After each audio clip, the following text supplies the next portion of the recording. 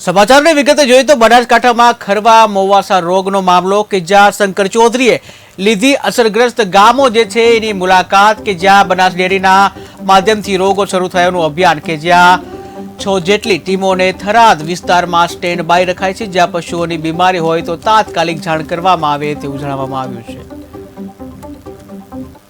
મોવાસાની બીમારી એને અટકાવવા માટે વેક્સિનેશનનું એક મોટું અભિયાન એ બનાસકાંઠા જિલ્લામાં ડેરીના માધ્યમથી કર્યું છે। આજે થરાદ વિસ્તારની અંદર 2 લાખ કરતાં વધારે ભેંસ છે અને 1 લાખથી વધારે ગાયો છે। આ બધાનું વેક્સિન તાત્કાલિક થઈ જાય એ માટે જિલ્લાના તમામ ગામોમાં એક સાથે વેક્સિન ચાલુ કર્યું છે અને 1 વીકની અંદર બધા લોકોનું બધાનું ધ્યાન એક જ દિશામાં પશુને વેક્સિન આપવાની દિશામાં આગળ વધારવું જોઈએ। આ બીમારી જે રીતે કોરોનાની અંદર વાયરસ મ્યુટ થયો આની અંદર પણ જે ડૉક્ટરો વાત કરે છે એ પ્રમાણે વાયરસ મ્યુટ થયેલો છે। જે પશુ મૃત્યુ પામ્યા એના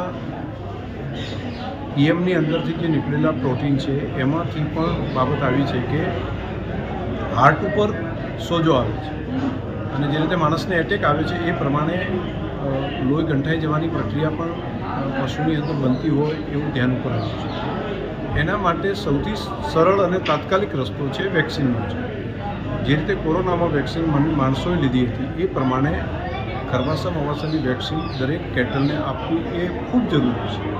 આ અઠવાડિયાની અંદર તમામ પશુની વેક્સિન આપવાનું કામ હાથ ઉપર લઈ લેવું જોઈએ। પૂરતા પ્રમાણમાં વેક્સિન ફ્રી ઓફ આપવાનું કામ રાજ્ય સરકાર અને ડેરીના માધ્યમથી કર્યું છે અને જિલ્લાના બાકીના એરિયાની અંદર પણ આ કામને એક સાથે કામ કરવાનું ચાલુ કર્યું છે। મારી તમામ પશુપાલકોને પણ વિનંતી છે કે વેક્સિન પ્રેગ્નન્સી 8 મહિનાથી વધારે હોય તો એને આપણે ન આપીએ, નાના બચ્ચાને ન કરીએ, બાકી બીજા બધા પશુ જે છે એના માટે વેક્સિન એ આ બીમારીને અટકાવવા માટેનો વસ્તુ છે, એમાં કામ કરીએ। 6 જેટલી ટીમને સ્ટેન્ડ બાય થરાદમાં અત્યારે રાખી છે। ત્યાં તાત્કાલિક કોઈ જગ્યાએ બીમારી થાય કે લોકોને જાણ આવે તો એને તાત્કાલિક ડૉક્ટર્સ સમયસર ત્યાં આગળ પહોંચી જાય। પૂરતા પ્રમાણમાં દવાની વ્યવસ્થા પણ કરવામાં આવી છે। મહામૂલું પશુધન એ બચાવવું આપણા બધાનું કર્તવ્ય છે, બધાની ફરજ છે। આપણે બધા ભેગા મળીને આ બાબતને નીચે લોકો સુધી પહોંચાડીએ, જાણકારી આપીએ અને પશુધનને બચાવવું એ ખૂબ જરૂરી છે। આજે મેં કેટલાક ગામોની મુલાકાત લીધી, લોકોને મળ્યો, અમારા ડૉક્ટરોની ટીમ પણ સાથે હતી, એમને પણ જાણકારી આપી છે। દરેક ગામની અંદર કેટલીક આયુર્વેદ દવાઓ છે એ પણ દૂધ મંડળી સુધી પહોંચાડવાની વ્યવસ્થા એની સૂચના આપી છે। એના મલમ જે પગની અંદર તકલીફ પડતી હોય પશુને જ્યારે પગ પાકે છે એના કારણે તે મલમની વ્યવસ્થા પણ અહીંથી કરવામાં આવે, દરેક મંડળી સુધી પહોંચે એ પ્રમાણે બનાવવાનું આજે જ આપી દીધું છે અને 3-4 દિવસમાં એ પણ પહોંચી જશે।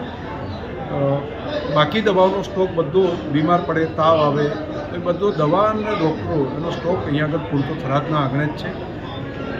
બાકી તાલુકાઓમાં પણ જ્યાં જ્યાં જરૂરિયાત ઊભી થાય તે તાત્કાલિક ડૉક્ટરોની વ્યવસ્થા પણ કરવામાં આવશે, પરંતુ સૌથી પહેલી પ્રાયોરિટી છે વેક્સિનની। વેક્સિન એ સૌથી અગત્યનું છે। રાજ્ય સરકારે પણ ગંભીરતાથી આ વિષયને લીધો છે। 2 દિવસ પહેલાં માનનીય મંત્રી શ્રી પશુપાલન અને અમે બેઠા હતા મારી ઓફિસમાં, ત્યાં સિનિયર અધિકારીઓને પણ બોલાવ્યા હતા। એ તંત્ર પણ કામે લાગ્યું છે, ડેરીનું તંત્ર પણ કામે લાગ્યું છે। આપણે બધા ભેગા થઈને ક્યાંય એવી અંધશ્રદ્ધામાં ન રહીએ કે અમે તો વેક્સિન ન મૂકીએ, અમે શું કામ વેક્સિન પહોંચાડીએ।